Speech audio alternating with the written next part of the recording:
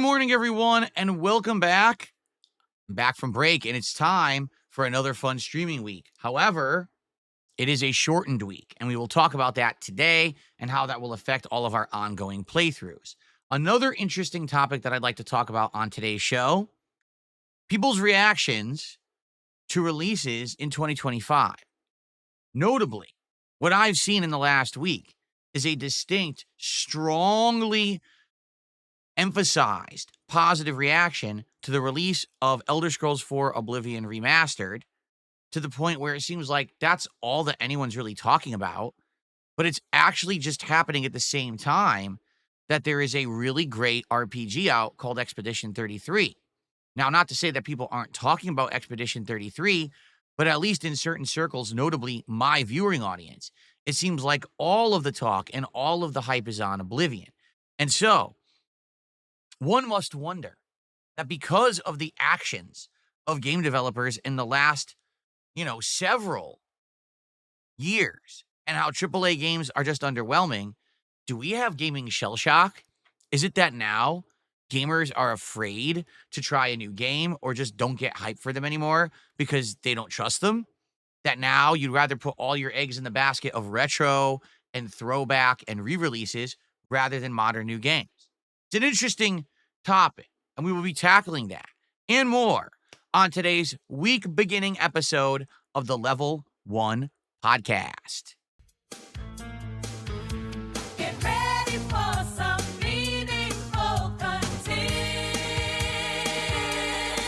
because the king is back, the king of a live stream, the king is back. Woo!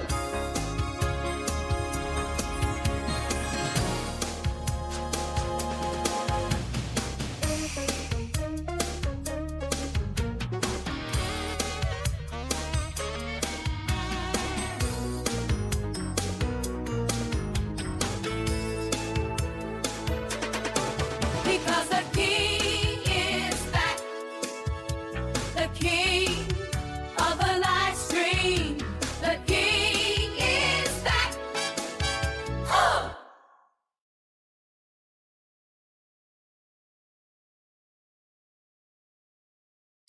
Happy Sunday, everyone. DSP here. Welcome to the Level 1 podcast for Sunday, the 27th of April, 2025. This week, for me, is a shortened streaming week. In fact, it's perfectly aligned with the end of the month. I will be here Sunday, Monday, Tuesday, and Wednesday, which is the 27th, 28th, 29th, and 30th, to end April on a high note and a lot of good gameplay. So, if that's what you're looking for, I've got it in store for you this week, and I hope that you're excited. And so, here I am. I'm back after my day off yesterday. In a nutshell, yesterday was a more chill day, a more stay-at-home day. Did run off and do some errands and the like, but it was more of a relaxed day. And let me tell you, I needed it. Last week being a 6-day streaming week, I was pretty exhausted by the end. I needed to just take time away from being here every day streaming with you guys. Spent a lot of time with my wife. She tried out a couple new games. One of the ones that she tried is Trials of Mana, which is a game that came out in 2023, and I didn't play. And she only played like an hour of it and thought it was just okay. I don't know if she's going to play more of it today or not. She's basically seeking a game to play, and she's been looking at different ones recently and hasn't really found anything that's really got her interest for more than just a couple of streams. Like she had tried that game, The Angler, which I guess it's like the Call of the Wild, The Angler. She played that for like a day or two, and then she got bored of that. So really nothing going on right now in gaming is really grabbing her attention. It's unfortunate because a lot of the franchises she used to love, like Dragon Age, they just made Veilguard, which wasn't very good. And, Assassin's Creed, they just made Shadows, which wasn't very good. So all the games that notably she used to sink her teeth into and play a lot of gameplay of, they're just not doing it, right? So anyway, I spent a lot of time with her. We ended up having, what did we have for dinner? Indian food. Ended up having a vegetable curry. Forget what it's called. Is it jalfrezi or something like that? I think we had a vegetable curry with some garlic naan bread. It was delicious. And just a chill day at home. So Not a bad day at all. It was a good day of recuperation. I'm back now. I'm energized. I'm ready to go for the next 4 days of streaming, which will be double streaming days. We got good variety coming up. I feel like we should just tackle the schedule now, get it out of the way, since it is a shorter week. So today, Oblivion Remastered Height. Yes, I'm going back to Oblivion Remastered today. And it's funny because what I said in the intro here was it just seems to me, particularly around my streams this last week, right? We have seen that basically the streams have been hype, but mostly for Oblivion Remastered. And the thing that kind of gets me about that, all right, is very simple. Oblivion Remastered is a freaking remaster, right? It's not a new game. And even on top of that, more notably, I just played it. Like, I literally just played Oblivion 2 years ago. So why there's that much hype around the remaster, I have no clue. I know that tons of people like Oblivion, so I get that. But being that I just played it 2 years ago, it baffles me. It makes me kind of scratch my head that out of all the games I'm playing right now, including Blueprints, the return of Minecraft after being away for 5 years, a brand new hot release in Clair Obscur Expedition 33, that it's Oblivion Remastered, that no lie, is getting 2 to 3 times more views than anything else I've been doing. I'm baffled. Now, listen, I'm happy to be doing it. The quality of this playthrough is so much better than the last. I mean, my webcam, face cam is now full HD quality with a background removal tool. My microphone sounds much better. The visual quality is amazing because the game runs better and my capture and streaming is better. So all the technical stuff has been upgraded, right? But to be honest, I don't know how much more I can make this game entertaining to you because I just played it. You know what I mean? Like, it's going to be rough if we choose to continue this playthrough as an actual playthrough rather than me just messing around with it for a few streams, which is kind of how I'm handling it right now. I don't know what to do to make it more interesting because when I played it 2 years ago, I did all of the different factions. I did all of the Oblivion towers that came up against me. You know, I rushed through them, of course, but I got them done. You know, story, we did everything. It was like a completionist style run. So I'm honestly not sure what else I could be doing that would make it better than the first. So it makes me kind of shrug, but everyone's excited. I mean, take a look at the views on those playthrough videos last week. Part 1 has almost 4,000 views. Actually, I don't know at this point how many it has. Hold on. Point 1 has over 4,000 views. I didn't even realize that. Part 2 has over 2,000 views, and each of part 3 and 4 have over 1,000 views. That's more than double the views on everything else I'm doing right now.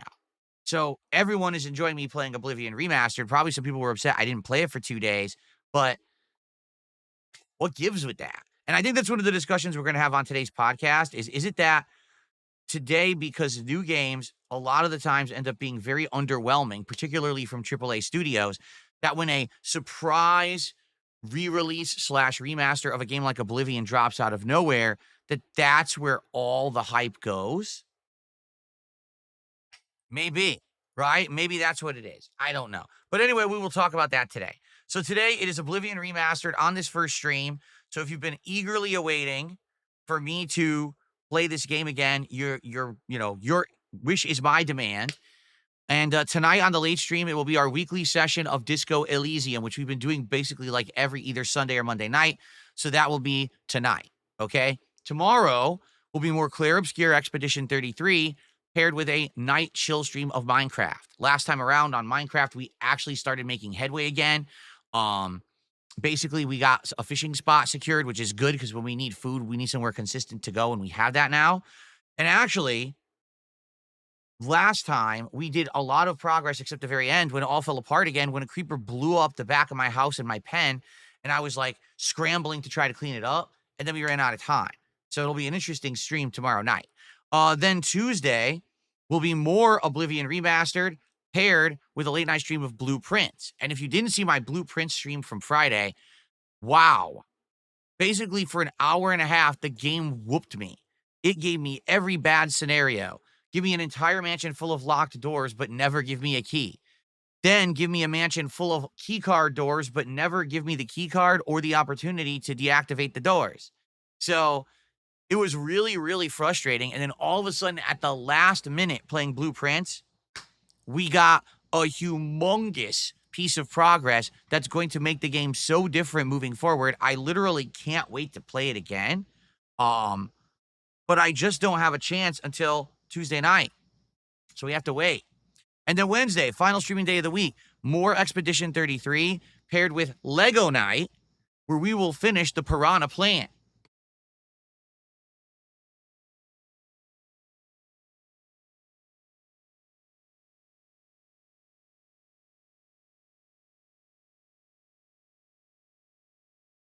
As you can see, when we did the first half of the Piranha Plant last week, it was very fun and it looks really cool, right? It looks like a Mario pipe. I like that you've got actual maneuverable, adjustable pedals, or I guess you say leaves on the stalk. And so it's all ready, except we don't have any of the head. And the head is the second half. It has just as many steps to build the head as it was to build the pipe and the stalk and these leaves combined. So we're only halfway through it. Okay. So I can't wait to finish this up because once this is done on Wednesday night, this will now become a part of my background for May. Because as you know, every month I spruce up my background. So for May, you're going to see the Minecraft Lego go away. We're going to have the Piranha Plant back there instead. Okay. We're going to get rid of the Minecraft McDonald's toys. And we're going to spruce this up too. We're going to have a new sign. We're going to have something different. We're not going to have the Metroid Lego anymore. I'm going to, mix everything up for the month of May. So every month the background looks a little different. I also am thinking of changing out the blue panels for black again for the month of May to make it look a little different. So I'm excited for this week. That's the 4 days. I'm not here Thursday or Friday of this week. I know that's weird. Usually, if I have days off, it's either just Saturday or Friday and Saturday. This week's a different week. Appointments had to be made on certain days specifically. So because of that, I had to basically rearrange everything. Now, here's the thing. This week is a very short streaming week of 4 days. Next week is going to be a extra long week. Next week is going to actually be like 7 days of streaming. So we're going to have playthroughs continuing. There's going to be new playthroughs next week. Metal Eden comes out next week, which is a unique FPS with mechanics that make it look like a combination of Doom and Quake, but it's set in a futuristic time with like cyborgs and stuff. So it looks really neat. So I'm going to be looking into that, plus continuing on with everything else that we're doing. Since it's a longer week, perhaps we'll have the return of some multiplayer, hence Call of Duty, which I haven't played in a couple of weeks. It should be a really good one, and I'm excited for it. Okay? So, good stuff coming, my friends. But we've got this week. And with this week, one thing that I would like to note right away and emphasize, we are on a roll when it comes to support. Seven straight streams where we have hit my support goals and climbing. Okay, last time it was up to 12, and then we faltered on unlucky 13. Well, this time around, obviously, I'd like to keep the momentum rolling and hit a DSP Tries It reward sooner rather than later because it's a short week. If we keep momentum, we'll do DSP Tries It by like Tuesday, Wednesday, and we'll do it by the end of the week. If not, then sadly, it looks like it's going to have to wait, and I don't want it to wait. I want to do DSP Tries It this week. It's a special one because we're going to do a new restaurant that I've never tried before called Salty Blue. What they do is all kinds of cool like fish and chips, but it's like special fish that I've never had before, like high-end fish. And they do like chicken schnitzel and all kinds of cool sides and things, all special stuff. So I'm excited for that when we hit 40 goals, all right? We're currently at 35. So let's keep that momentum going. Let's definitely hit a goal today for Oblivion. Tonight on Disco Elysium, we haven't even done a stream of Disco Elysium yet that we didn't hit the goal. So I'm thinking today, let's keep it going. Let's get to 37 goals and, 9 straight streams of hitting goals today and keep it going. Also, I would like to talk today about the upcoming marathon when we hit 50 goals. Because if you look at the pacing that we have, it won't be this week, it'll be next week. All right. And that's going to be during my 7-day streaming week. So we need to figure out exactly what it is that you guys want to do for the marathon. It's very possible that if we actually get, goals hit quickly this week, we could actually do it by like next weekend. All right. But the question is, what do you want to do for the upcoming marathon? There's basically two options right now. I think both options are perfectly, viable and interesting. Option number one would be the return of viewer's choice, where you guys will nominate and vote on some games. Whatever wins the polling ends up being played. And usually it's like 4 or more games during one of these marathons. And I play each one for like an hour. And then usually what happens is not only do I get exposed to a bunch of games that I don't know about because I've never played them before, but usually something appeals. And then we end up taking one of those and turning it into an actual playthrough. All right. Last time it was Onimusha HD, which I loved so much. We turned it right into a playthrough immediately. I liked it. Now in May, I'm going to be playing Onimusha 2 HD. And next year, I'm going to be playing the new Onimusha game that's coming out. Pretty cool, right? But the other idea is actually pretty interesting that someone came up with. Closet Cleanout 2.0 Vest and Hat Retirement Event. I know this sounds weird, all right? So the premise of this event is thus. Number one, over the course of a marathon, I clean out this closet, which now is all cluttered again. I cleaned it out 3 years ago for the first time in like 8 years, and we found so much crap in there. A lot of good games, like old retro games that I still have, but also a whole bunch of stuff that I threw out, and we reorganized the closet. People thought it was going to be boring, and it ended up being one of the best events I did all year. People wanted me to do other closets in my house, okay? So what's happened is, over the last, 6 to 8 months, as I've redone my office and my setup, clutter has rebuilt into that closet simply because as I set stuff up, now I take stuff away, throw it in the closet, don't have time to really reorganize or clean it up. And in addition, one of the things that I was using the closet for was to hang the vests and hats that I used to use as on-stream apparel / accessories. So for those who don't know, because maybe you've only been around for the last year, for several years there, from 2010 through early 2024, whenever I hit a support goal, I would have you guys vote on a hat or a vest, and you would pick one, and then I would put it on for the rest of the stream. Now, admittedly, at first it was kind of just silly fun, but then it kind of became a chore or a hassle because it really started hindering the content. Instead of it being about me playing a game, a lot of the times it was, let's make Phil look stupid by putting on a giant, heavy platinum vest in the middle of summer. So as he sits there trying to work, he's sweating profusely. It wasn't very comfortable. It wasn't very healthy, but it was something that I did because it motivated people to contribute. Well, the good news is over the last year, we redid everything, right? As I redid my setup, I redid my funding goals and things like that. Now we don't do that crap anymore. And quite frankly, the streams are just a lot better. They just are. And, now we have actual concrete rewards like special DSP tries it, special marathons and events that are based on your level of support. So you get rewarded for supporting me as opposed to, put on a hat. So much better, right? People like that now. But these things have been sitting in the closet untouched for almost a year. So I had the idea, well, hey, if we're going to do a marathon where I'm going to clean out this closet again, why not do it so that every set amount of funding, like let's say every $50, right, that I raise, we immediately do a poll and you guys can vote on either a hat or vest that I will put on until we hit the next goal. So let's say we hit $50 of funding. Vote on a hat. And it'll be like, the Knights knit hat, the cowboy hat, the football hat, and the fisherman's hat. And you guys vote on one, and whatever wins, I put on. Then when we hit $100 of support, we do a vest poll. And it could be like the camo vest, the blue vest, the red vest, or the gold vest. And you vote on that. And whatever wins, I put that on. And the thing is, when we hit another goal, so let's say then we get to 150. Well, we're going to vote on another hat now. Well, that means that hat that I'm wearing at that point is officially retired and goes into storage. And over the course of the day, we can actually get through all the hats and vests and see them all on camera now in full HD, because you guys never even saw that stuff in full quality, like literally never. I didn't have this good setup back then. It all was in pixelated, 480p shit. Now you'll actually be able to see it in good quality for the last time and wave it goodbye.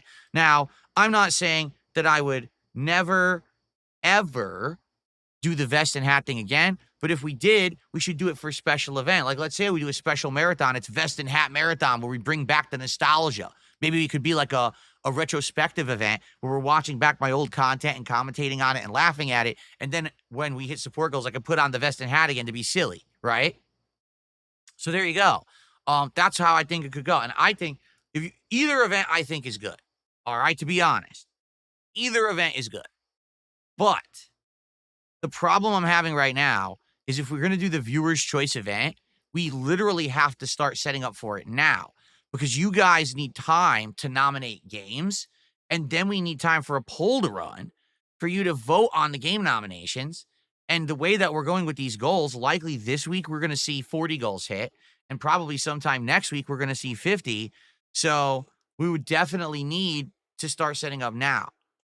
And I think either idea is a good idea. Like either one works. So I'm kind of on the fence about what to do. And it seems like a lot of people are on the fence. Like every time that I stream and I bring this up, some people are like, oh, the viewer's choice sounds great. And others are like, the closet and retirement event sounds great. So I don't know. Like, what should we do? Right? I don't know if we should just set it up now or, I don't know. See, Vestival. Should we call it the Vestival? There you go. That's what we're going to call it. We're going to call it the Vestival.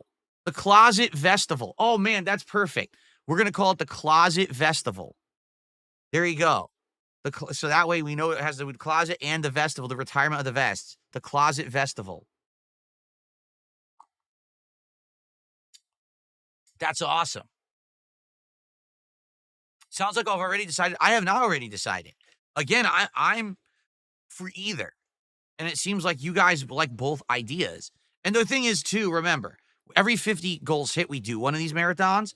So it's very possible that one marathon we do one, and the next marathon when we hit 100 goals, we do the other, which would just be another, month or two. But hey, right? I'm okay with that.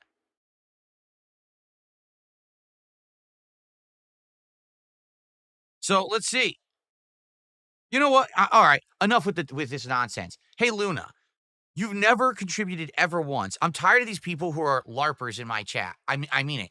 There's people who sit in my chat who aren't fans. They're trolls. And they sit there under new accounts and I don't like this. So here's Luna 200. Oh, I just don't like these goals anymore. I don't see why this would. Luna, you are a sock account. You're not a fan. You've literally never contributed once to any of my streams ever. No one cares about your toxic opinion of how no matter what I come up with for an idea, you don't like it. So goodbye. And everyone else is of that attitude. Well, I'm serious. I just sit here and I dump on everything that Phil says and does. These are good ideas, but let's just say they're bad so everyone can be toxic and negative in Phil's chat. Goodbye. Because I'm just going to kick your ass out of chat and we're not going to see you ever again. Luna is gone and not coming back. Luna was a sock account to begin with.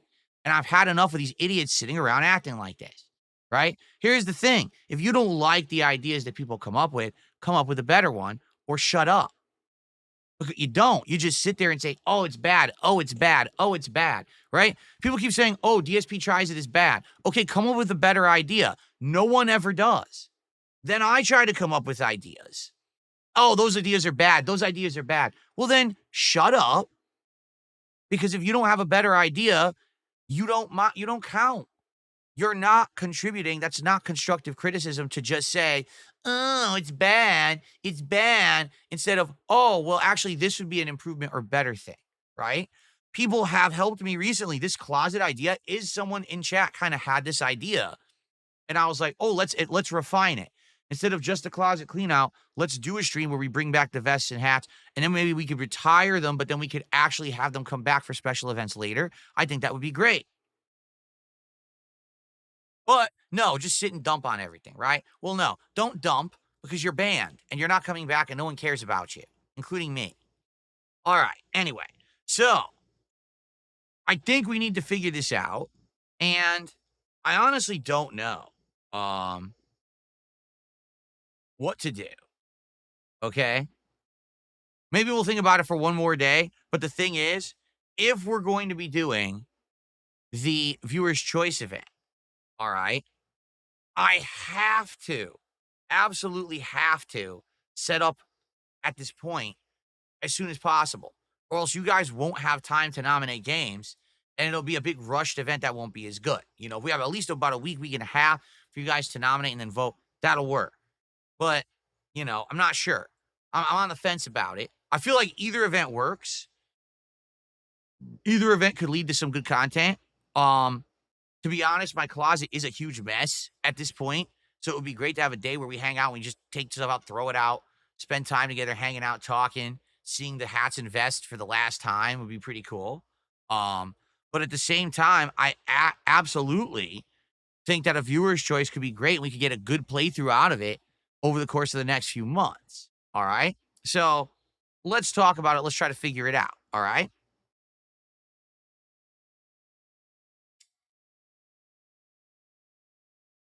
Okay.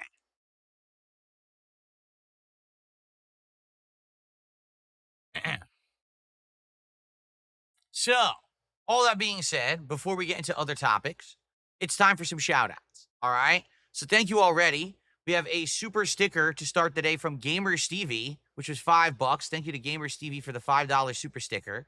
Let's get that up on the leaderboard.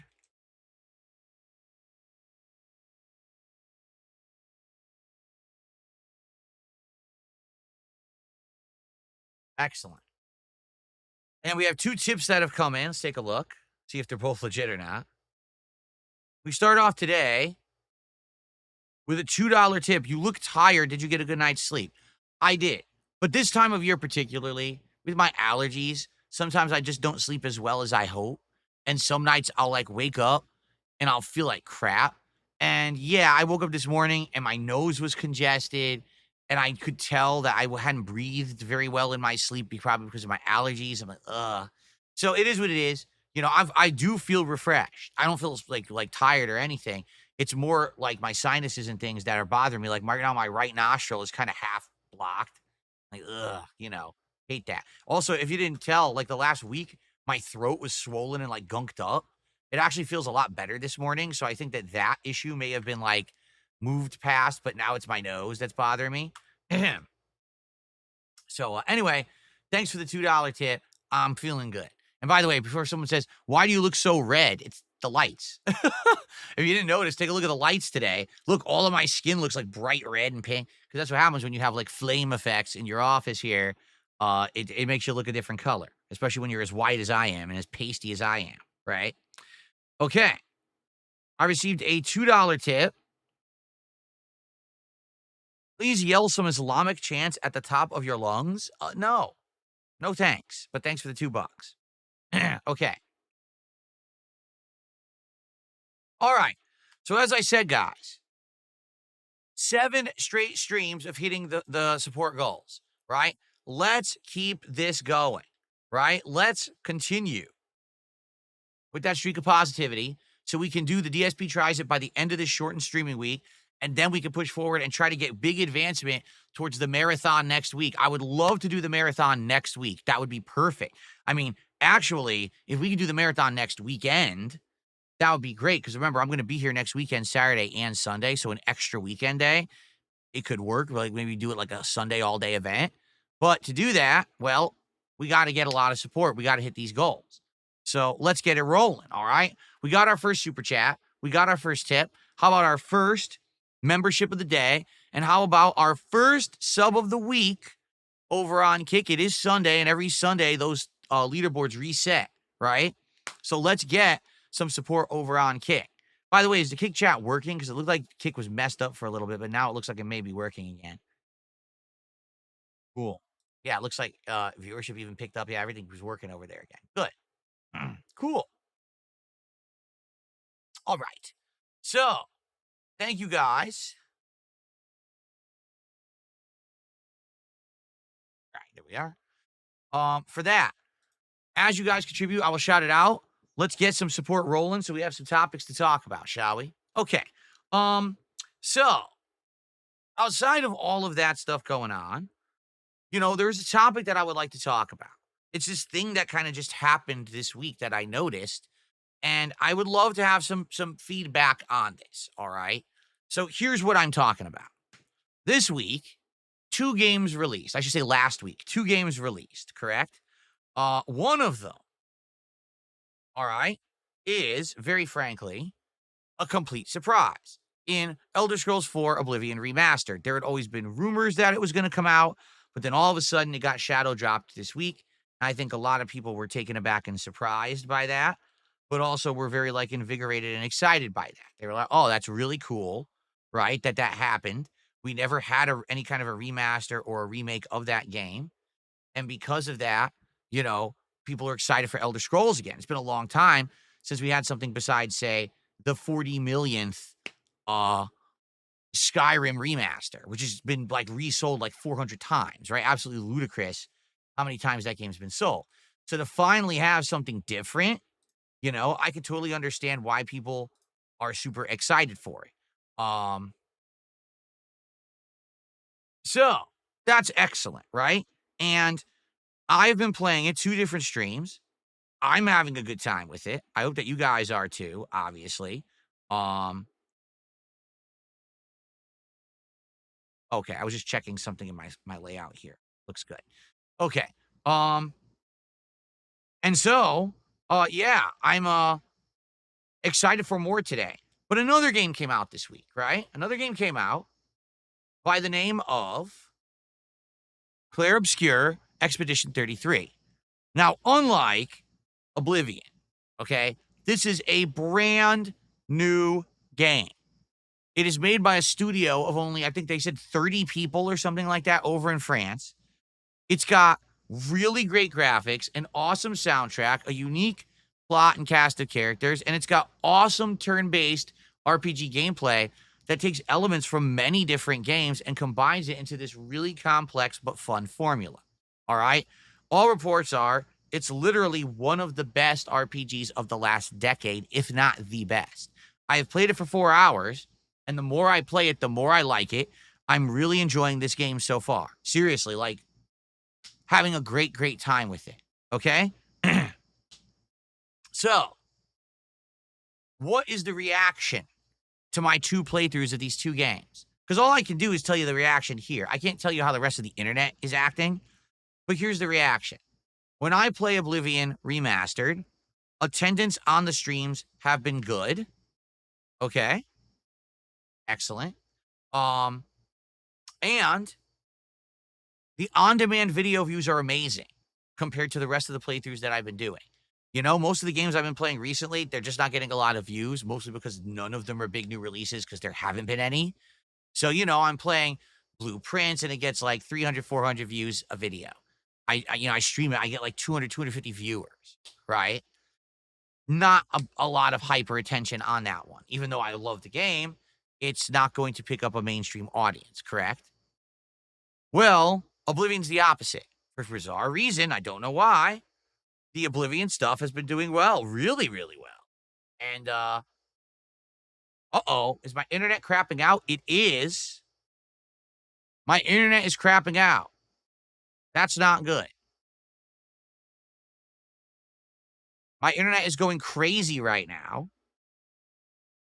I don't think it's a DDoS attack. It looks like my internet is just crapping out really badly right now. So if you guys can hear me on the stream, I apologize. My internet is really, really bad. It's down. It just went from like 15,000 kilobits per second to like 1,500. So I have to wait for it to solidify. It's not anything I'm doing. It's my internet signal is really bad right now.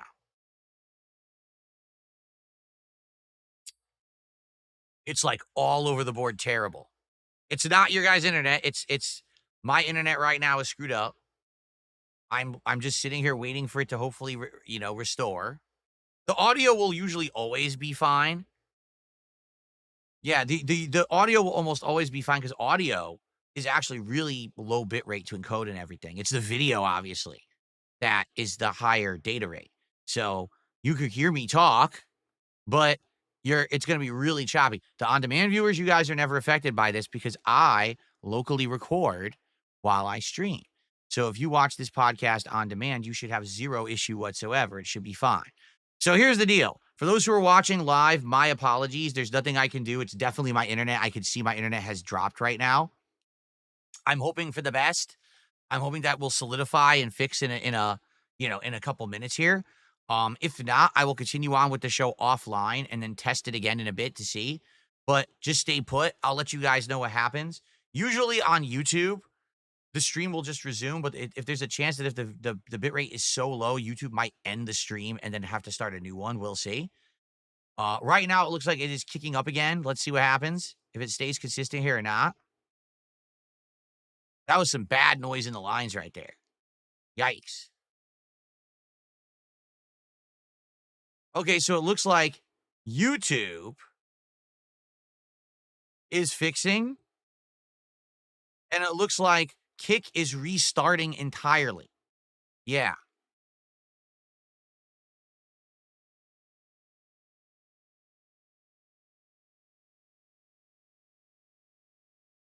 We should be good now. We should be good.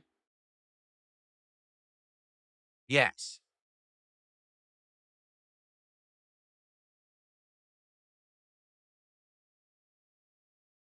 Should be good on both sites now. Are we good?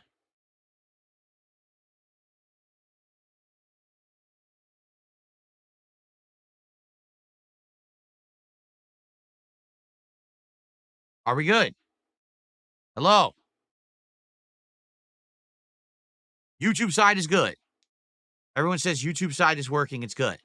Is that correct? What about the Kick side?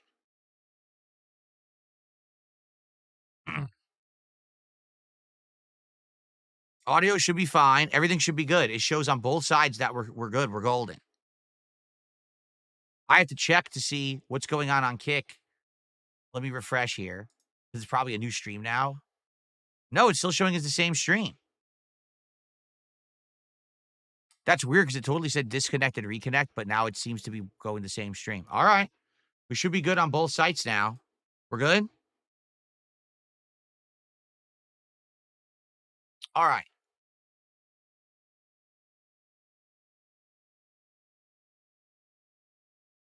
Look a few things here. All right.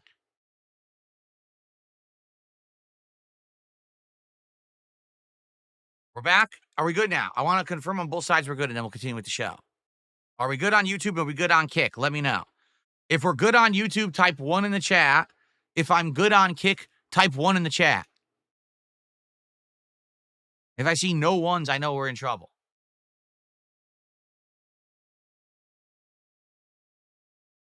All right, I'm seeing a bunch of ones on the YouTube side. I'm finally starting to see some ones on the Kick side, but not as many, not nearly as many. I got a few. Okay. All right, I'm going to assume we're good now. My apologies. My internet had a blip there for like 60 seconds. Okay, so getting back to what I was saying, all right? Oblivion Remastered is doing really well this week. When I stream it, it does well. When I upload the videos on demand, it's doing well. Claire Obscure Expedition 33, all right? I love the game. I streamed it twice, 2 days in a row since it released, okay? So I've had an absolute great time playing it. I think it's one of the best games of recent memory of the last several years, and I think it's an outstanding RPG, and I literally can't wait to play more, okay? But to give you some perspective, comparatively, between Oblivion Remastered and Expedition 33, like, Expedition 33 is getting very little views. Like, last time that I streamed it on Friday, it was like 200 viewers on YouTube and like 50 viewers on Kick, which is low. You know, for a new release, you'd expect around 300 or more on YouTube and usually like 80 on Kick or more. And it just seemed like it was way low. As I was playing it, a lot of people weren't even talking in the chat. And it was actually getting rough where we weren't hitting the goal or anything. And then last minute, someone came in and did support the stream. But like, basically, it just looks to me like it's just not getting much attention and people aren't enjoying it. I'm watching the videos on demand. Like, is there a reason the videos on demand aren't getting many views?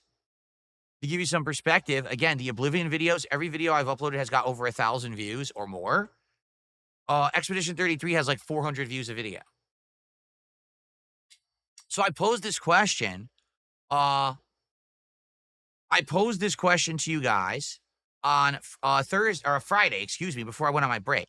I said, so guys, what is going on in regards to I'm paying no attention to the idiots on Kick. You guys are morons. Anyway, what is going on in regards to this? I need feedback. Why would it be that people are watching Oblivion but not watching Expedition 33? And I really need to have some, updates on this and some feedback because I want to figure out what's going on. I read some comments. Okay? I read some comments. And the comments are as follows. Expedition 33 is a really hype game, but the Oblivion remaster sadly overshadowed it. Okay? And because of that, even though it's a great game, people aren't paying attention to the game because of Oblivion. Like, if it had just come out by itself this week and it was the only game, that's all anyone was talking about, maybe it would have been doing a lot better. But because Oblivion came out, everyone's just dying for Oblivion. The other take I got is a lot of people are saying, oh, well, we're playing it ourselves, so we don't want to be spoiled. Therefore, we're not watching your playthrough right now. Now, that one confuses me, and here's why that one confuses me. All right? If this were 2010, and this was old DSP in the way that DSP used to cover games, when I used to buy a new game, I literally would sit down, put it into my console, hit record, and record for 8 hours straight. Then I would upload that footage while I went and ate. I would come back and play for another 5 hours. Within the first 24 hours of a game being out, I'd have like 12 hours of the playthrough live. Then the next day, I would play it again. And usually within 2-3 days, I would slam out a full playthrough of a popular game. The only exceptions would be really lengthy RPGs where I would try to space them out over a week so I wouldn't tire myself out. But even then, I would still play the living crap out of those games, right?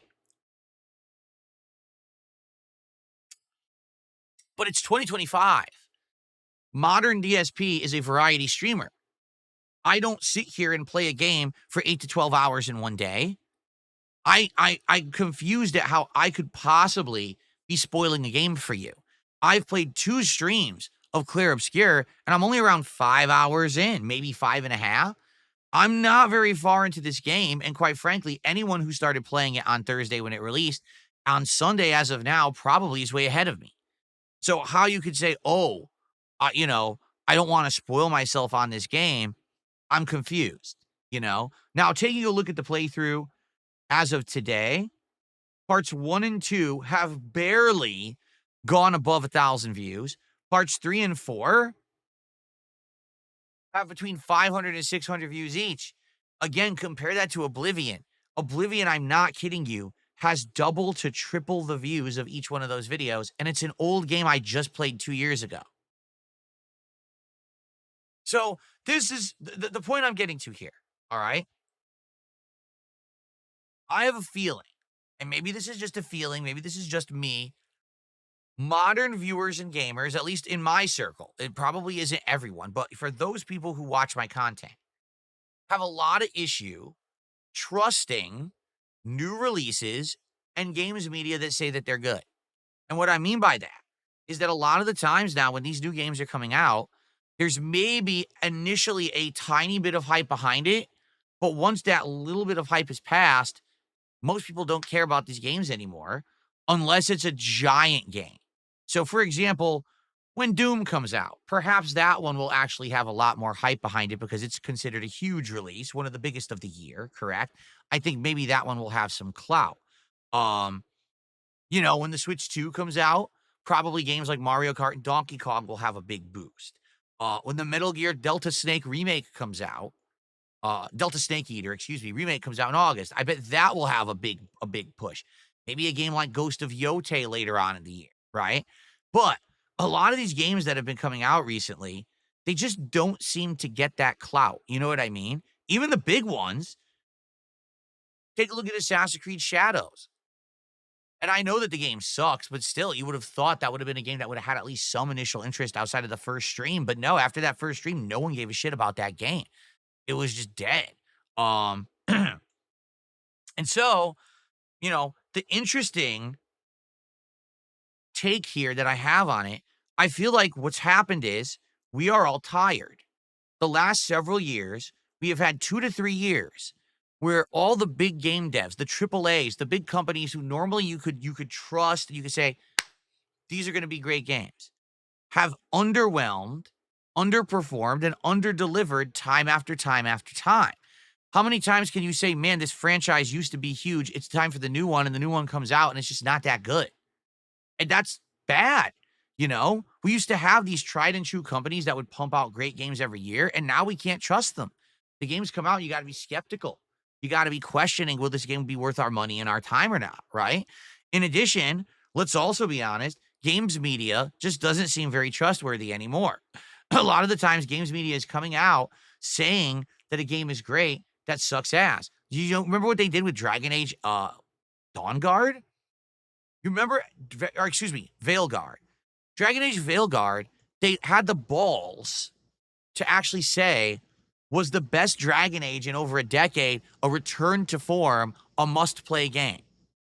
A game that I played 12 hours of, and I was so fucking bored, I dropped it before I even got to any of the woke stuff that people were upset about.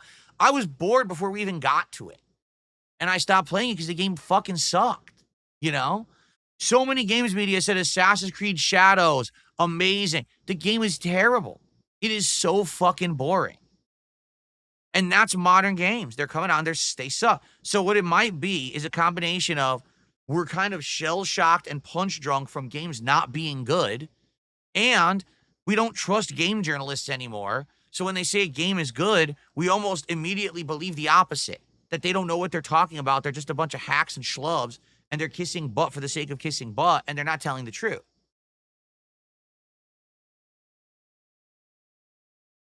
To some extent, I do think that's true, to be honest. I think that that's what's happened. We have a games industry now that everyone just doesn't know what to believe. And a lot of the times you have to watch someone play a game multiple times to really understand if it's something that's worth your time or not. But it's sad because I think that means that the days of people coming by and watching a game playthrough from start to finish may be over.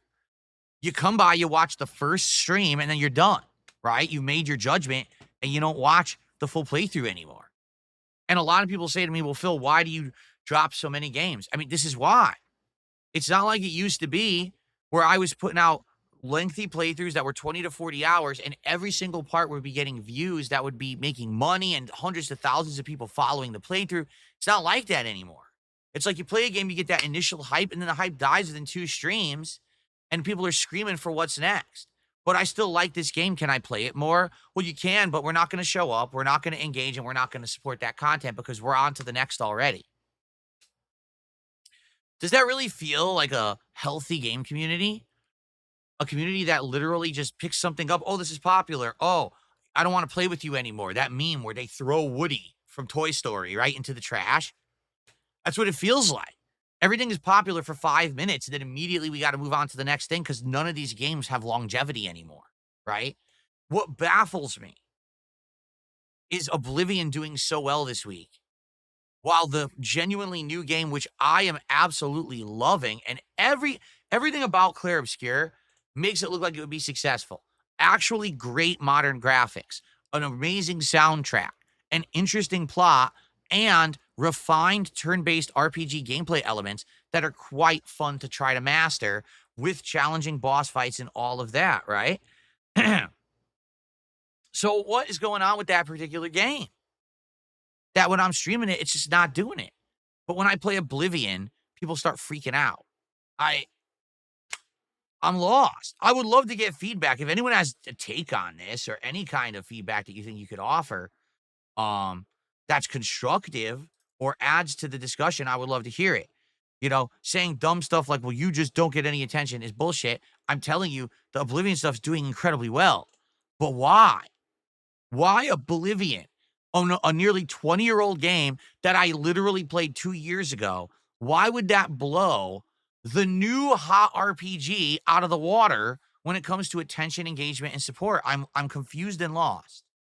And I'd love to get any kind of feedback that I can because I can't make heads or tails of it. And the tough part about that is, quite frankly, how do I know what to do? How do I know what to judge to put into the schedule? This week, I didn't know, so I just balanced it. We're doing 2 Oblivion streams and 2 Clair Obscur streams because I don't know what else to do about it,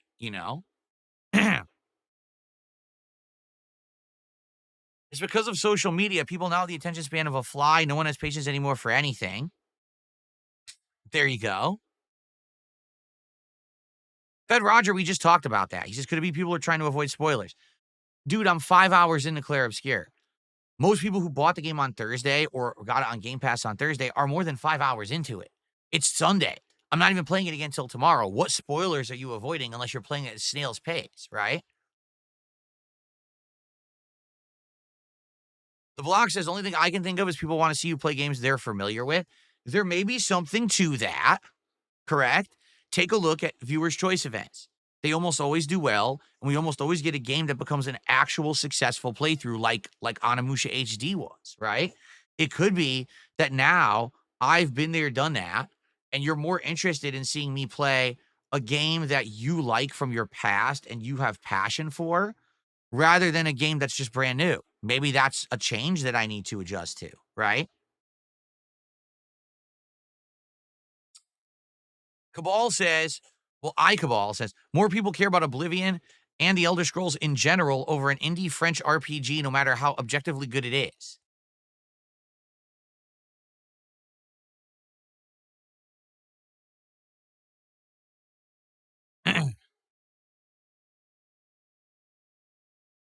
And I guess here's another question. So what's going to be the next hype thing then? Because if last week we had Oblivion and we had Clair Obscur, but everyone just went with Oblivion. So what's the next hype thing? The next actual game that's coming out is Metal Eden. And this is the game that I just told you about. It comes out, I want to say it's like the 5th or 6th of May. Oh, the 6th of May. So I think that's a Thursday. So a week from this coming Thursday. No, wait. It's Tuesday. It'll be a week from Tuesday. So Metal Eden is a action-based first-person shooter. It seems to combine elements from games like Doom and Quake together. But it's set in the future. It's like sci-fi where you're a cyborg and you're fighting other cyborgs, and it looks great. It looks like what I would have wanted Doom to do with Doom's reboot in 2016, rather than where it went with Doom Eternal. This would have been a better way to go, in my opinion. So I'm curious about that. Like, will that get any traction? Right? What will actually be the next hype thing that everyone wants to see me do outside of Oblivion? And by the way, how long will Oblivion last? Because it seems even when things get to this level of hype, the hype doesn't last either. Right? It just doesn't. It's like just hype for a couple days and then the hype is dropped. Right?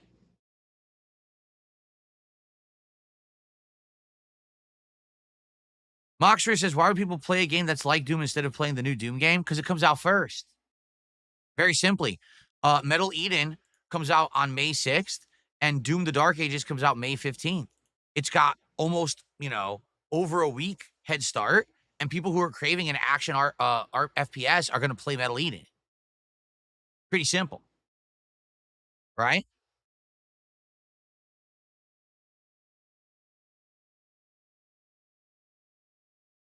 What's up, King Michael? How are you, man? Good to see you over on Kick. What's going on? Yeah, Doom will definitely be on Game Pass because it's Bethesda. Bethesda owns it. So it'll be a Game Pass game. Colette says, I feel like you created your niche. Action and FromSoft games are the games people go to you for. Yeah, but not really. And here's why I say that, right?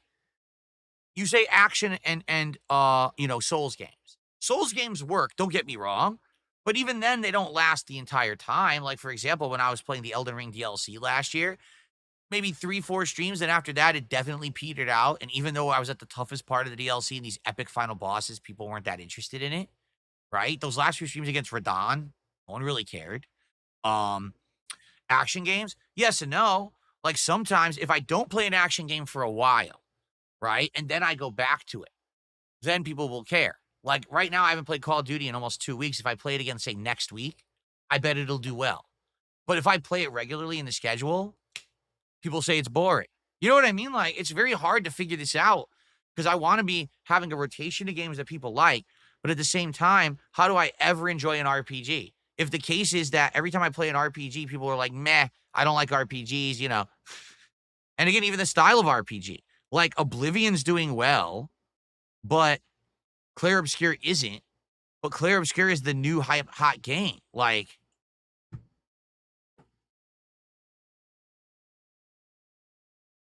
I did play Bulletstorm. Yes, I did. I played it back in the day. It was a really interesting FPS, and it had a single player story, right? It did have multiplayer, but it was mostly the single player that got traction, right?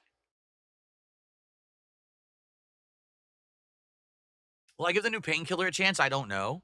Maybe. Again, it's kind of similar. It's like a story-based or a FPS game, right? Doom comes out the 13th. Is that true? Let me double check.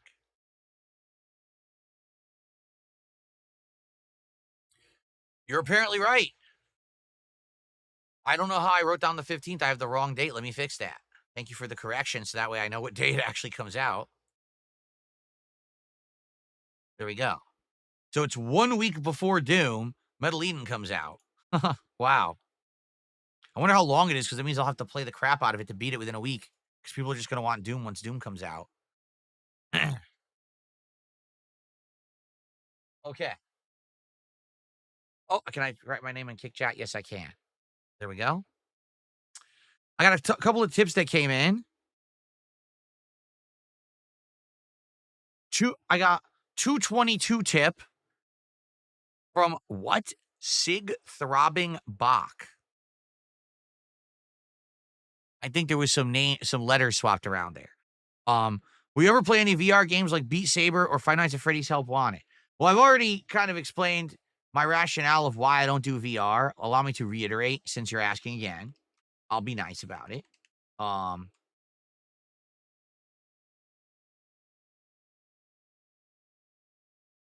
Number one, I had the PSVR 1 headset. And quite frankly, with the room that I have in this room, it's not enough for VR. It sucks because I wish it did, but I had a setup where I was standing up and I had all this space, and still I would hit things. It wouldn't detect properly. It was very frustrating. Okay, that was number one. Number two, some VR games were quite fun and others got me very sick.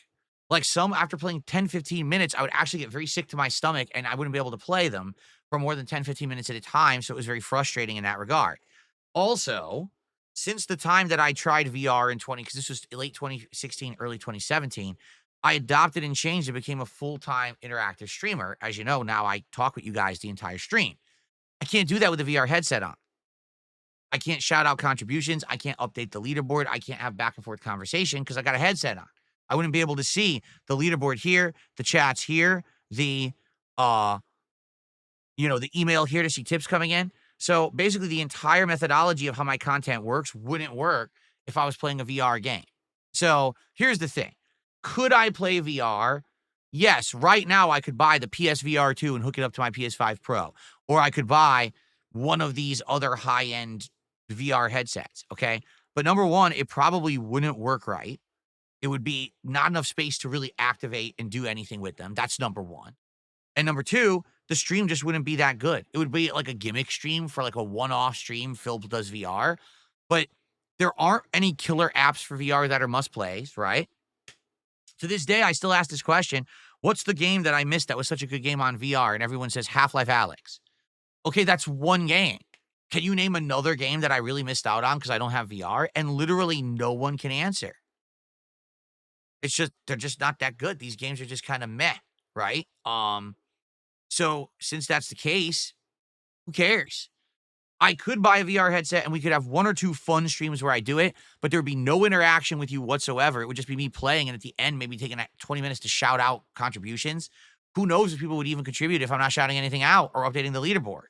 You guys are so used to that formula, right? Who knows if it would even work? I don't know. So, I guess we'll see. Maybe that could be something. Maybe we could do a marathon day of VR, right? That could be one of our goals where, oh, hey, we want to do a VR marathon day, and you buy a headset for like $300-400, but then that day you just do VR games all day in your office and see. It would also be difficult to do now because I have this dual desk setup. So I don't even know how I would make it viable. I don't have room. I would have to move this desk all the way to the wall, find a way to get my microphone to stretch and move. You know what I mean? Like the whole thing just isn't really viable with my setup right now, So I'm just not too interested in it. Okay? Okay. I received a $3 tip. So there is no name attached to it. So let me get them up as anonymous $3, and I'll read this message. Thank you.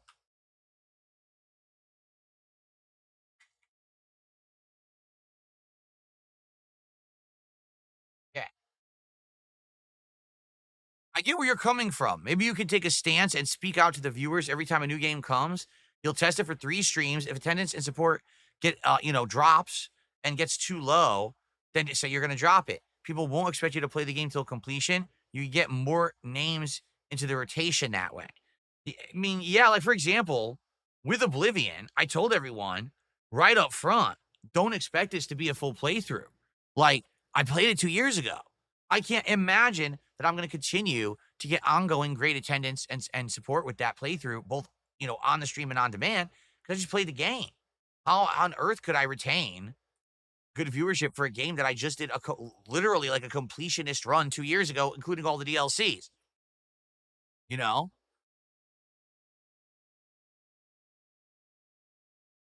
At the same time, I'm really loving Claire Obscure.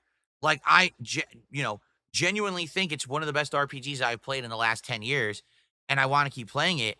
But already 2 streams in, it's really dwindling in attendance. And I'm like, so what does that mean? Right? I guess we're gonna see how it goes over this week. If the rationale was, Phil, we can't watch you play it because you're spoiling the game, but now I haven't played it in several days. I'm only 5 hours in. There's no way people who have this game are going to be spoiled by my playthrough. So let's see what happens over the course of this week and go from there, right?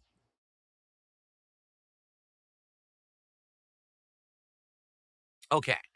Cydia says in chat, why don't you do marathons more frequently? Because they seem to be doing well. They're very successful, and maybe we even cover streams when you don't hit the goal. Because it's very simple, Cydia. This is something I've definitely learned over the years. When you do something infrequently, like it's a special event, it's a rarity, it's a thing you only do every once in a while, it gets way more attention because it feels special. When you start to do something regularly like clockwork, immediately the hype dies out for it. People for years screamed at me, Phil, you don't do any reacting. Do a react show. So I started doing DSP versus the internet, and the first 6 months were great.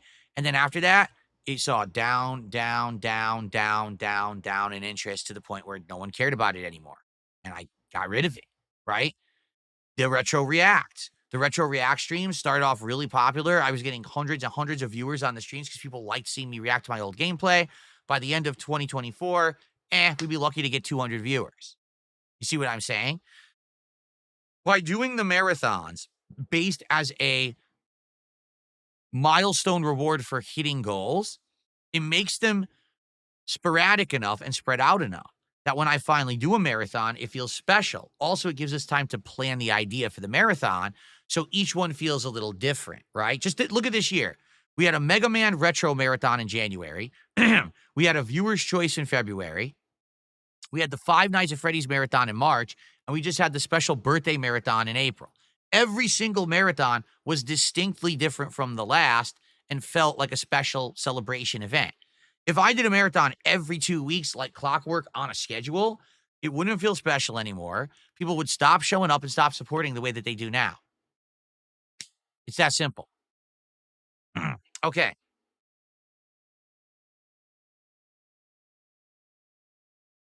See here?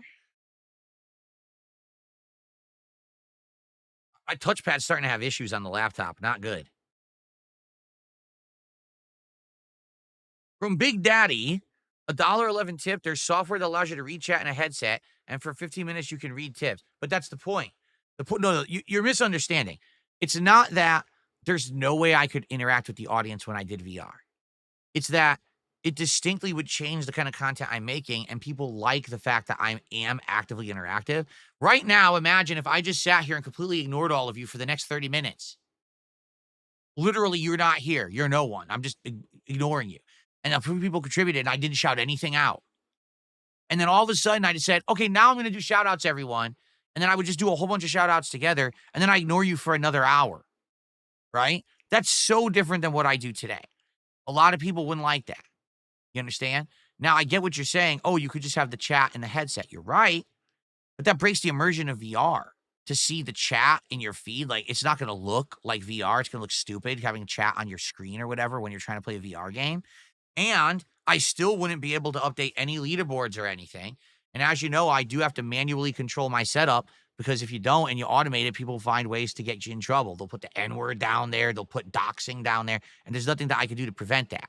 So, it's just not viable. It's not feasible. If I'm going to do VR, it would have to be a special event where I do it on for a whole day and people understand that day is separate from my other content. Not, I tried to make it like my other content. It's not going to work. Okay. Okay.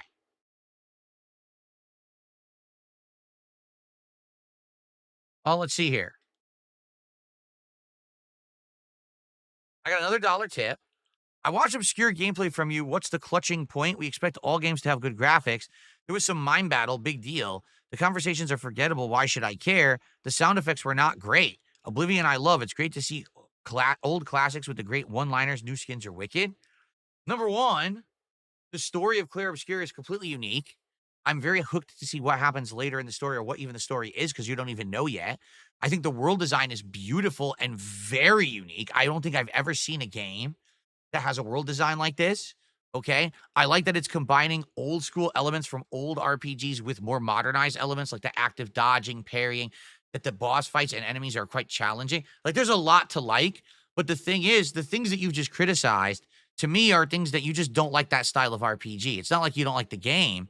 It's that you don't like that style. You like action based. So that's why you're going to like Oblivion over Expedition 33. Do you get it?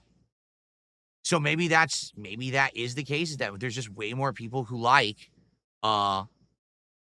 action-based RPGs than more turn-based. I don't know.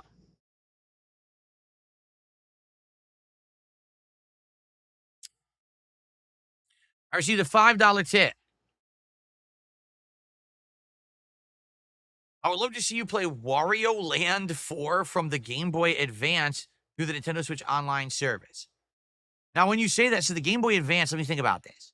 The Game Boy Advance games, you can only get, I believe, if you have the more advanced online service, correct? Like, you don't get that with the standard.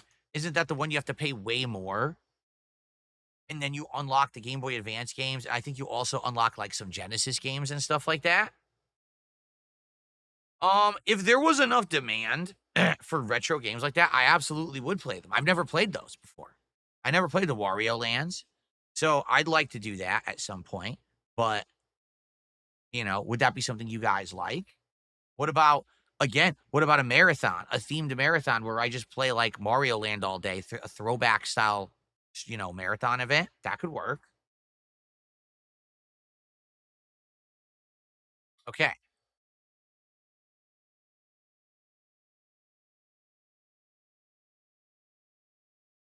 I got another dollar tip. Can you design a clever way to gauge or ask people to buy in for games to better know what games to focus on?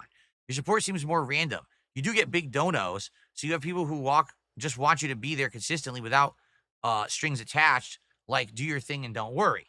Well, yes and no. I'll be honest. There are people like that. There's people who I don't even know what I'm doing, or I could be doing a chill late night hangout session, and they'll come by and they'll donate a bunch.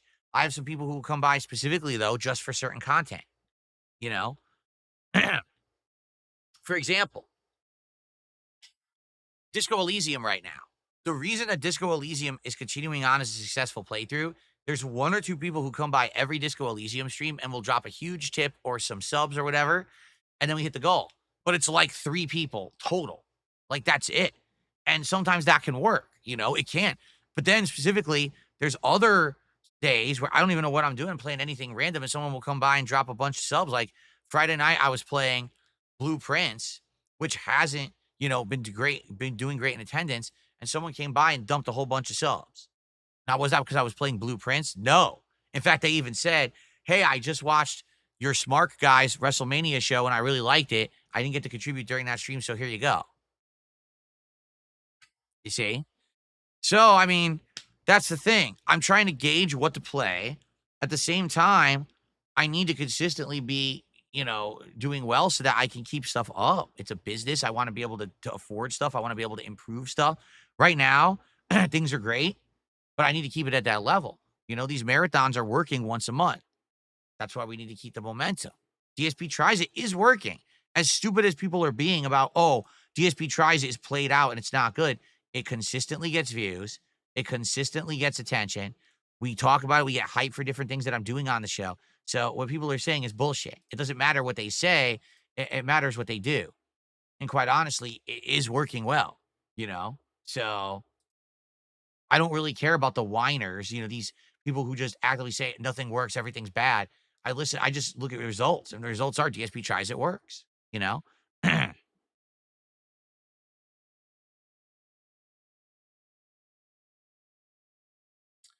Let's see here. I received another $5 tip. Wow, thank you. From Only Iced Infinite.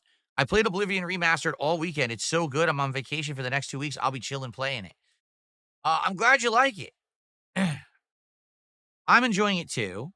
And I'm looking forward to more today. I almost feel like we should focus on story because that's the opposite of what I did the last time. If you remember, when I played this 2 years ago, I basically immediately broke off from the story and started doing all the side questing. Oblivion, what the hell? And I think I did all the guilds slash factions and all that stuff first, and then I went back to the main story. Maybe I should do the opposite this time and advance the main story a bit. I don't know. I don't know what to do. I'll just play it by ear, maybe. I don't think it really matters because I already did a completionist run 2 years ago, so it doesn't really matter what I do, right? Okay.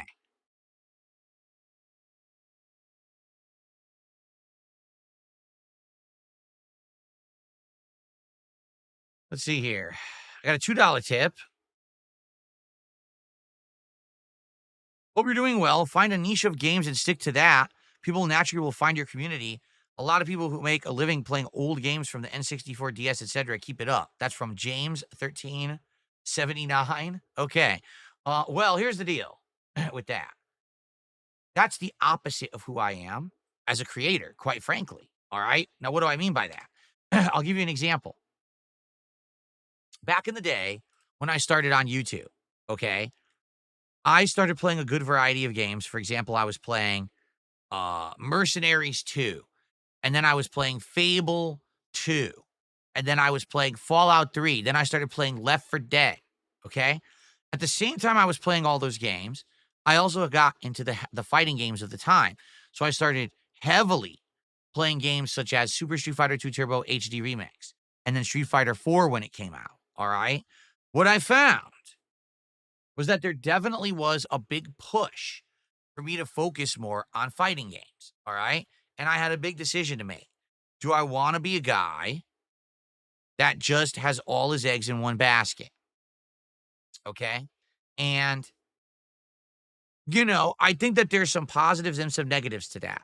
I think the positives of being a specialist of content is that you will have a community based around that type of content, correct? And they'll come and watch you whenever something new is happening with said content. For example, people who are Nintendo specialists are eating right now very well because the Switch 2 is about to come out. And when the Switch 2 comes out, there's going to be so much content to make about the console, including unboxing it, hooking it up, checking out all the features, testing them all out, buying a zillion peripherals, testing those out, playing the first-party games, testing the third-party ports. This year will be humongous for Nintendo creators, okay? But at the same time, when you're riding with one style of content only and you really are a guru or a specialist in one style, that means that when things slow down, you are sadly at the mercy of the industry, right? What happened with Nintendo creators during the Wii U era? It was not pretty at all. A lot of people stopped making Nintendo content during that era and had to move on and do other things because there was nothing to report. It was just a dead era. No one cared about Nintendo, right? With fighting games, when fighting games are riding high, fighting game content creators are doing very well and excited. But fighting games have had high highs and then giant slumps where fighting games aren't popular. The games that are coming out aren't doing well. Typically it happens 2 or 3 years into the life cycle of a popular fighting game where all of a sudden all the hype dies for it. And now all the other games coming out aren't as prominent. And now fighting game creators struggle trying to figure out what do I do during this time frame because there's just not enough going on. You see what I'm saying? So for me, there have been opportunities over the years for me to jump into certain styles of content. At first, it was definitely fighting games. At one point, it probably would have been first-person shooters. At one point, it would have been FromSoft style games. You know what I mean? Um, but I have found a lot more success being a jack of all trades and a master of none. And if you want to know the truth, I actually think that's why I'm still here, almost 18 years being a creator, because I do variety. I can jump from game to game, genre to genre, and there's an audience for all those different ones, right? For example, today I'm playing Oblivion. There will be a distinct group of people here to watch me play Oblivion. Tonight I'm playing Disco Elysium. That might literally be 50% the same people staying, but a whole nother half of that stream will be people who don't care about Oblivion, but they came just to watch me play Disco Elysium. And then they're going to show up and engage and celebrate that by supporting. Tomorrow I'm playing Expedition 33 and Minecraft. Completely different crowds again. Do you get that? So because of that, that's one of the major reasons I'm still here. As things get popular or not, I still have stuff to do, right? When you really hone in on being one kind of creator, the good news is you will have a dedicated community that'll be with you the whole time. The bad news is when those things aren't prominent anymore, you're suffering, right? Another major thing about that is, sadly, it could get really boring. It can become a grind to make the same style of content over and over, right? Listen, I like FromSoft games, but if all I ever did was play FromSoft games, do challenge runs in FromSoft games, modded runs in FromSoft games, then I had to play every spin-off, right? So literally I have to play Mortal Shell. I have to play Berserker of Kazan. I have to play Lies of P and its expansion. I have to play, and you have to play every one because that's all you do. That's your niche, right? That would get boring. To me, I would be legitimately bored making that content. So I like variety. When people say, how do you keep doing what you're doing almost 18 years? Aren't you bored? No, because I'm a variety creator. I never get bored. I'm always moving from one style to the next style, one game to the next game, one project to the next project. And it keeps me excited. If I were just doing the same style of thing over and over, I would get bored. Like, thank God. Seriously, I got to say this so seriously. Thank God I didn't become a fighting game creator. Thank God. Do you know how fucking bored I would be if all I played was fighting games? I would hate my job. Really, I would. Fighting games with the way that they're made today and everything, and the fact that they're so exposed, the meta is ripped apart within a day of the game being out. I mean, the meta for Fatal Fury City of the Wolves was known before the game released because the beta dropped. I would be so incredibly bored with my job. I would hate it. It would be like a 9-to-5 job working in an office, grinding away, rather than me having fun. Because I'm a variety creator, I legit have fun every single stream. So I hear what you're saying. There absolutely are creators out there that excel at focusing in on one style of content, one genre, one series, one franchise, and that's good for them. I'm happy for them, actually, that they've done that. For me, I would hate to only be making one style of content. I would be bored to tears, you know? The thing is, there's people who found ways to make it work. Oh, well, during those downtimes, I got to be a shill. I got to sell product. I got to do referral codes. I got to drop this sponsored stream and shit like that. And as you see, I never have to do that. I'm successful enough that I don't have to shill and be a sellout and be a fake. I'm happy for that too. I'm grateful that you guys allow me to be me every stream. Not today is fake robot Phil selling product because I have to make a living. You know what I mean? On the YouTube side of stuff, we have a couple contributions. Hello, Voltage did a $2 super chat. Happy Sunday. Are you watching Last of Us tonight? No, I've told you a million times I'm not watching Last of Us 2, the show. I don't care about it. The plot of the game is awful. The show's based on the game. It's going to be awful or worse. So I don't give a shit. Also, it's hilarious. Did you hear the huge criticisms about the show? Everyone's basically saying that the actress that played Ellie in season 1 was more believable. But now that they're doing season 2, where Ellie becomes this ridiculous killing machine, there's supposed to be a time lapse between it. And the time lapse essentially doesn't really happen in the show. and she looks exactly the same as she did in season 1. She looks like a little girl. How is a little girl traveling throughout the post-apocalypse, mass murdering people? And people are saying it's completely unbelievable. It's even the game was more believable than the show, that the show is done pretty poorly in that regard. It's just you have to suspend so much disbelief to believe the show that it's just like kind of laughably bad. So I'm glad I'm not watching it. Okay. And then there was a super sticker, a 30 knock super sticker. I don't know what that will equate to. Hold on a second while I find out.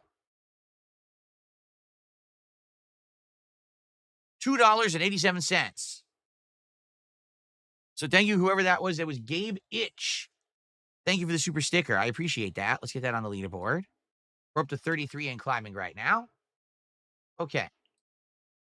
So, guys, we've got some super chats. We've got some tips. What we're lacking right now is memberships and subs. Let's get some memberships on YouTube. Let's get some subs over on Kick. Let's get our first sub of the week because the leaderboard reset for the week. So whoever gifts a sub right now immediately gets up there as the top sub gifter of the week. Let's get some subs on Kick, guys, okay? Let's see here. Just got another $2 tip. You have a lot of reach on the internet. You have Lego streams. Restreamers give you endless publicity, like 10 irons in the fire at any one point.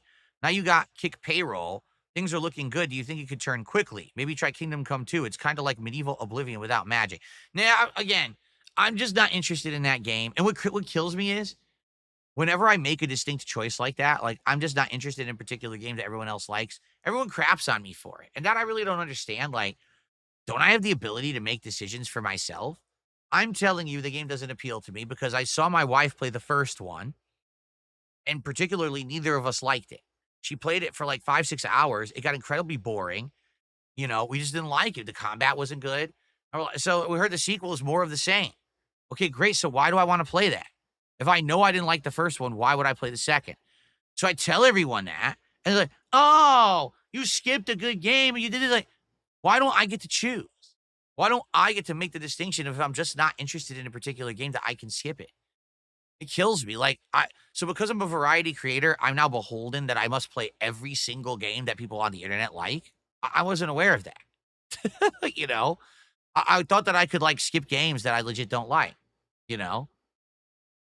But anyway, I'm not, talking down to you because you're suggesting it. I'm just saying that happened to be the situation where I just had zero interest in the game based on my experiences with the first. And everyone like gave me shit for a month, 2 months now for it. I'm like, yeah, but doesn't it make sense that if I know I'm not going to like it, I don't waste time? Because I tell you right now, if I bought it and played it, I'm not going to like it. I already know that. Same thing with Stellar Blade. I outright told everyone all year last year, I know I'm not going to like Stellar Blade if I buy it and play it. And people basically forced me to play it. I said, okay, I'll play it on Christmas. Guess what? I didn't like it when I played it. And everyone's like, oh, no shit. I told you I wasn't going to like it. I mean, how ignorant can you be? How many times do I have to tell you I'm not going to like this game? So why are we wasting our time?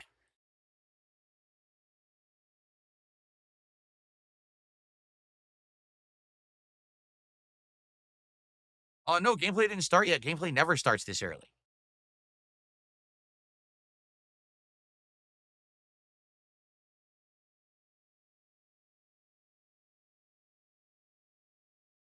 Yup, I did a full playthrough of Days Gone when it was a new release. Days Gone, all right, which just had a remaster drop, which is hilarious. There is no reason for that game to be remastered. It ran beautifully on regular PS4. There's nothing to remaster in the game. I can't imagine what it looks like on PS5 or Pro. It's the same game, okay? But anyway, Days Gone is the classic example of a game that they have insanely horrible pacing at the beginning, and it kills the game because the game actually is good. Like, the game gets much, much better once you play for about 12 hours. What happens is you arrive in this settlement where all these people have different stories and different quests for you to do, different side missions, and the game opens up and becomes really interesting.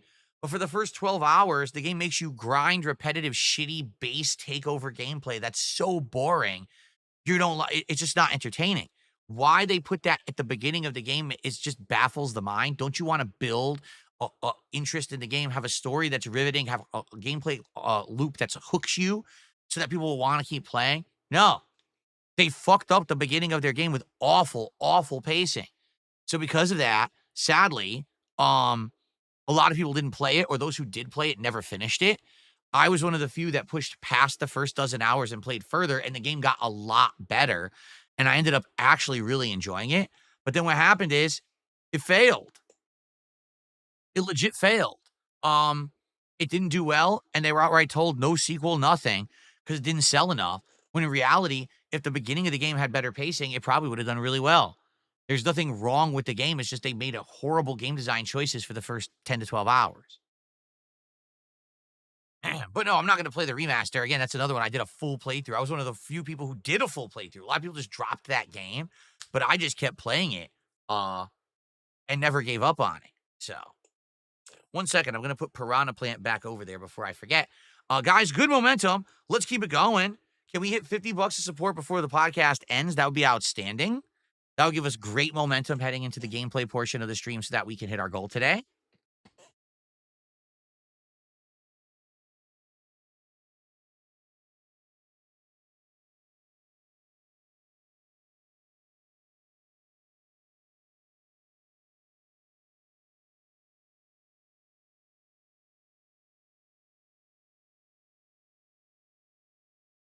Come on, let's get someone. Drop 3 subs over on Kick right now, and we'll get to our 50. That would do it right now. Just 3 subs. We'd get Kick momentum going for the week, and we would hit our, first kind of milestone here, hit $50.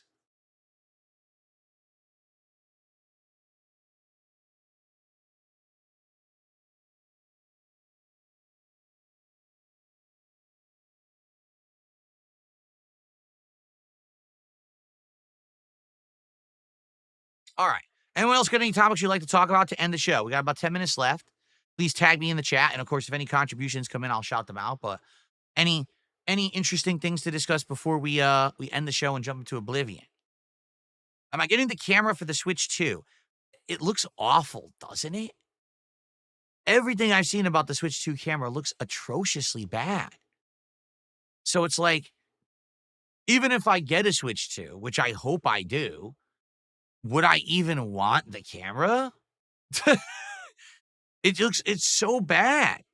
It's like low res, 10 frames per second. I don't know what Nintendo's thinking there, when literally you can spend $20, $30 on a webcam that looks better than what they're selling, and you know what I mean? It would run better on anyone's computer. I don't understand why they think this is a good feature for the Switch. It's bizarre, right?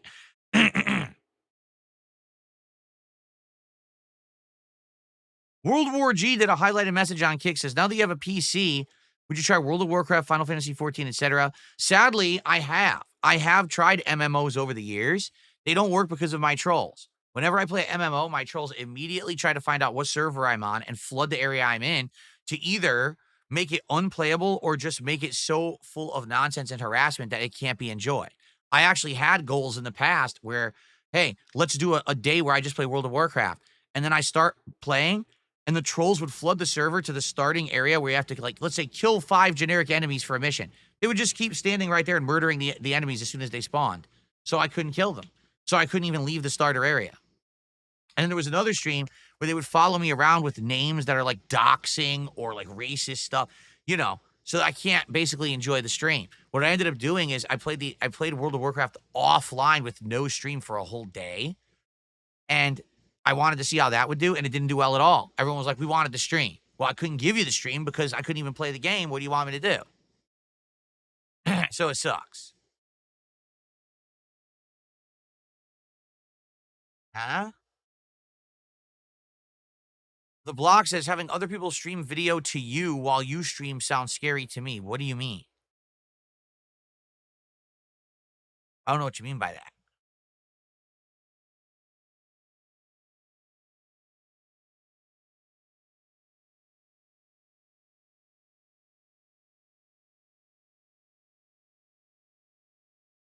It happens to a lot of MMO streamers. I'm not surprised.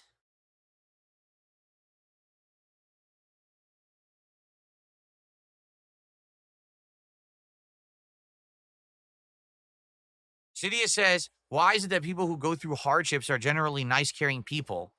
You know, what makes an asshole? It's very simple. Most people who are bullies, online bullies and stuff, it's because they, number one, have never been the victim of what they're receiving. So they don't understand how awful and messed up it is to be the receiving end of this kind of online harassment. That's number one. So there's no way for them to have empathy because they've never experienced it themselves. Number two, um, I would argue that it's when you're young and that it's when you're, how can I say?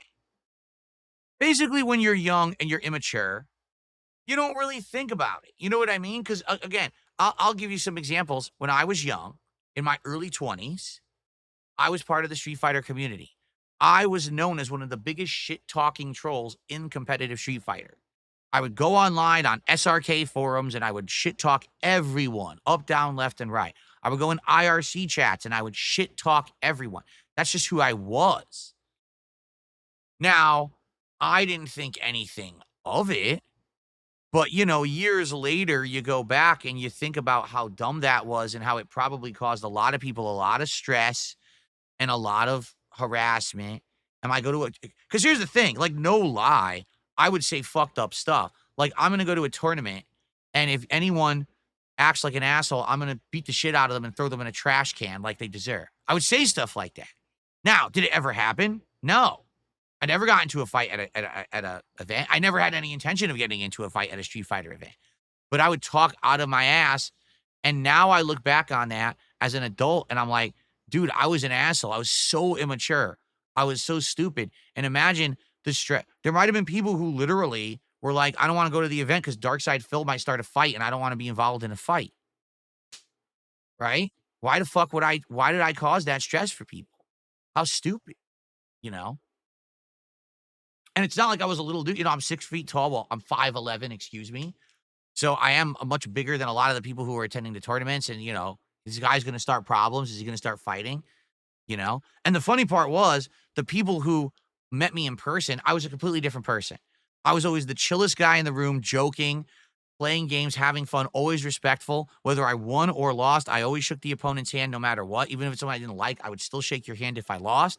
I always was a man of my word. If I said I was going to show up to a tournament, I did. If I said I was going to do a money match, I would. Even though I lost the vast majority of money matches I ever entered or partook in, I always paid out.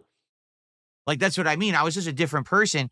And I feel like those who met me in person were like, whoa, what a difference. That's why I had friends. That's why I was friendly in the Street Fighter community. And a lot of people actually liked me who knew me from the East Coast who would go to tournaments and see me. But everyone who only knew me from online hated my guts, right? In a lot of ways, I used my days in the Street Fighter community, those troll days, as a way to get like a vent, an outlet for my frustrations because my real life was very boring and frustrating. Retail jobs. I got a college degree that didn't go anywhere and I couldn't get any jobs based on it. So I wasted all that time and money. So the Street Fighter community this is it. It's like pro wrestling to me. Talk shit, go to the tournament, participate, hype, drama. That's what it was, you know? But now I look back and I say, what an asshole, right? I shouldn't have done that. How many people basically were really messed up because, and you know, I'm happy to say that I did apologize to some of the people who I used to harass back in the day, and some of them have forgiven me, which is really nice to know. It's not on my conscience anymore that I gave people shit and they had, you know, bad lives because of it or anything. But then you look at these people who harass me online, and I realize, I guarantee you these people are the same. Never had any real hardship in their life, so they don't know what it's like to truly be harassed. They don't know the stress and the fucking pain that people could be going through because people are actually like harassing people at all. They don't get it. They're just ignorant. And they think, it's online. It's just fun and games. I'm just fucking around. It's a way for them to get an outlet. Oh, harass Phil? Oh, that's fun. He could put up, you know, it ain't going to kill him. He's been doing this for 17 years. So, you know, I'll just completely fuck with the guy and he'll still persevere anyway. Well, you're right. The truth is you're insignificant. You're just a shit stain on the world. No, I mean it. Like, people who act like that, you're literally just like a hemorrhoid on the ass of those who are successful that won't go away. You still annoy them, but they continue to be successful, positive people while you're just a zit. And then one day you'll pop and then you're forgotten. You're just a fart in the wind. Instead of what you're doing, you should actually focus on positivity and making yourself a good person who has friends, family, a career, positive things going on in your life so that you can focus on that and stop trying to ruin everyone else's good stuff. Stop trying to rain on everyone else's parade just because you don't have your own going on. You know what I mean? But that's what it is. These people think they can anonymously just get away with ruining other people's lives and then they get their jollies off doing it, right?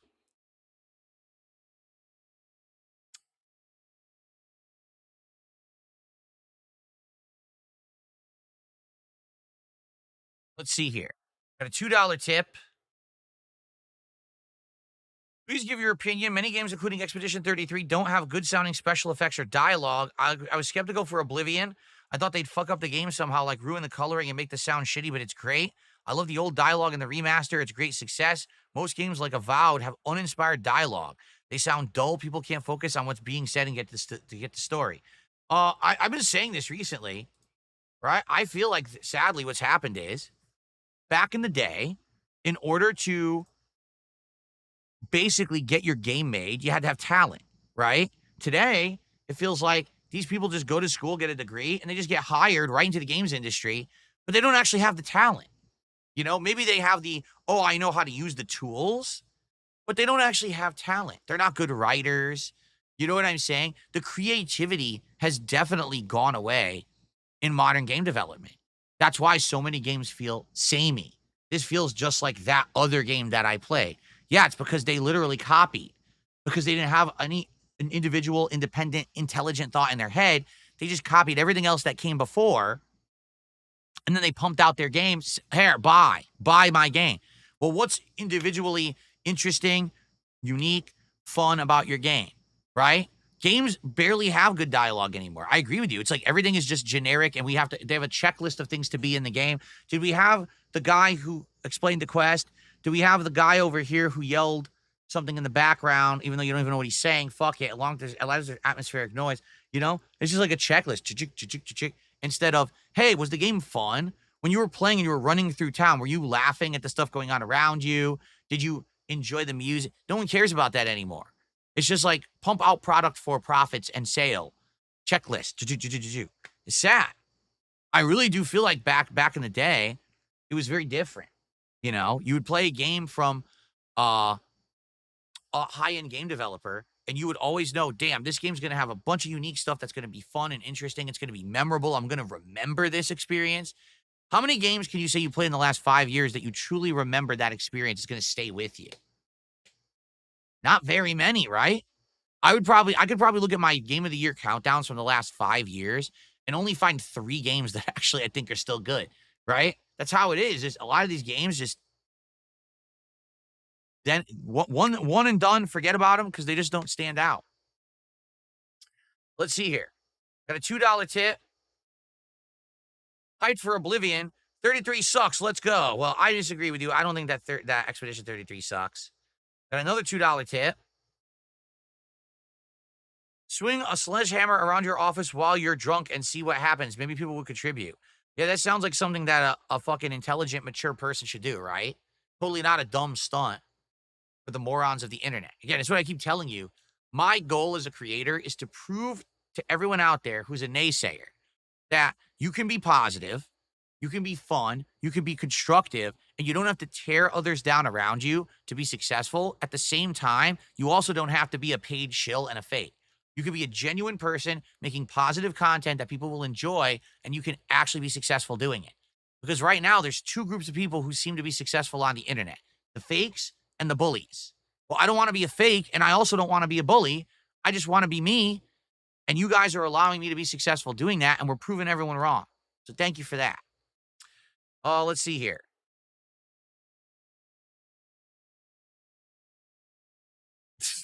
Someone tipped the buck, says you were a jerk in your 20s, but now you're angry that people are jerks to you. It's called karma. Well, you know what? You may be right. In a lot of ways, the kind of harassment that I'm receiving right now on the internet may directly be a karmic thing, where when I was younger, I was doing that same thing, and now it comes back to roost, right? The thing is, You know, I was part of the competitive Street Fighter community from around the year 2000 to around 2007. It was around 2006, 2007, I realized it was better to be not toxic, and I stopped doing it. And instead, I started being productive. I started organizing tournaments, running tournaments, and being a big constructive part of the community. But then I kind of retired in 2007. So you could argue probably my worst years were from 2000 to 2005, 5 years of being an online bully and harasser in the Street Fighter community. I have been harassed online since arguably 2012, I would say. It got really bad when I moved out here in 2014 and really hasn't gotten any better. So I think at this point, 5 years of being a toxic jerk, learning from that, and now telling my audience, don't do it because it's awful, be a better person. I feel like I've redeemed myself. You know what I mean? Like, I'm not that guy anymore, and I'm trying to tell a new generation, don't do it because it is bad and you will regret it, and you are concretely hurting others around you by harassing them. I don't think that I need to deserve this kind of level of karma. Karma would have been like if I received 5 years of harassment and then it went away. Instead, it's just never-ending harassment. You see? Luckily, I have incredibly thick skin, and I still persevere through it. Can you imagine if I was a pussy?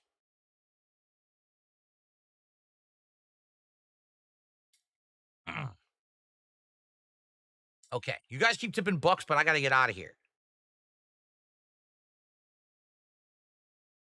Let's see here. Luckily, these are trolls, so I can ignore them. Cool. Someone took the book says, that's right. I think Expedition feels samey. I'm not going to give it the hours to find out if it has real value. I looked into a full stream. I can't. It doesn't hold my interest. It doesn't feel samey to me at all. At all. To me, it feels like an homage to certain elements of the classics combined with all the modernizations that you want from a game. Like, we haven't had a true turn-based RPG like this in some time. The closest I could argue would have been Like a Dragon, or Yakuza Like a Dragon, or Like a Dragon Infinite Wealth, but this actually advanced it even further. Further than that? Like, really, it advanced it even further than that, where now you've got the better graphics, you've got active things going on in the combat. It really just combined a lot. If you're not a fan of classic turn-style RPGs, you're not going to understand. That's actually what I was saying to Kat the other day, because she was at first interested in it, but then she saw me play it. And when she saw me doing things like having to parry and dodge, she was like, oh, I don't think I'm going to like that. I like it more passive-based combat where you can be more strategic. And I was like, yeah, with this game, you basically on the fly have to be learning the timing of dodging and blocking. If you don't, you're gonna fail. That's how they've designed the game. It actually feels more challenging than a standard turn-based RPG, and I think that's what they were going for. They wanted more challenge in their game, so it would stand out. And I think it does because of that. But it's not going to be for everyone. This will be a game that some people might hear the hype for, go and try and be like, oh, man, you got to actively be parrying and dodging every single thing. Yeah, that's actually what they went for. It's definitely tough. It's not some simple passive thing, you know what I mean? And that's definitely not for everybody. Okay. Guys, I got to wrap it up. So thank you for watching the show. I hope that you enjoyed. Tomorrow, of course, we'll talk about how Oblivion went. We'll talk about how Disco Elysium went. If any game news goes down, we'll be doing that, and we'll go from there. All right, guys? Thank you so very much for watching the show. Great start to our shortened week, but I think it's going to be a short but sweet week. A lot of good stuff. Sorry about the internet issues there. Looks like they have cleared up, which is great. And I will see you tomorrow for the next episode of the show. Peace out, everyone, and see you then.